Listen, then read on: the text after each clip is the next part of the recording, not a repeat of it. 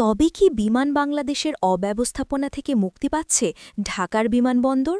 হজরত শাহজালাল আন্তর্জাতিক বিমানবন্দরের তৃতীয় টার্মিনাল পরিচালনা ও রক্ষণাবেক্ষণের বিষয়ে জাপানের প্রতিনিধি দলের সঙ্গে একটি দ্বিপাক্ষিক বৈঠক সেই ইঙ্গিতই দিচ্ছে।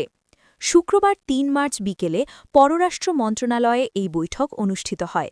বৈঠকে পররাষ্ট্রমন্ত্রী ড খলিলুর রহমান, বেসামরিক বিমান পরিবহন ও পর্যটন মন্ত্রী আফরোজা খানম রিতা, পররাষ্ট্র প্রতিমন্ত্রী শামা ওবায়েদ ইসলাম, প্রধানমন্ত্রীর পররাষ্ট্র বিষয়ক উপদেষ্টা হুমায়ুন কবির, বেসামরিক বিমান পরিবহন ও পর্যটন মন্ত্রী এম রাশিদুজ্জামান মিল্লাত, বাংলাদেশ বিনিয়োগ উন্নয়ন কর্তৃপক্ষের নির্বাহী চেয়ারম্যান চৌধুরী আশিক মাহমুদ বিন হারুন, পররাষ্ট্র সচিব, বেসামরিক বিমান পরিবহন ও পর্যটন মন্ত্রণালয়ের সচিব, বেসামরিক বিমান চলাচল কর্তৃপক্ষের চেয়ারম্যানসহ সংশ্লিষ্ট ঊর্ধ্বতন কর্মকর্তারা উপস্থিত ছিলেন। জাপানের প্রতিনিধি দলের নেতৃত্ব দেন দেশটির ভূমি, অবকাঠামো, পরিবহন ও পর্যটন মন্ত্রণালয়ের অ্যাসিস্ট্যান্ট ভাইস মিনিস্টার নাকায়ামা রিয়েকো।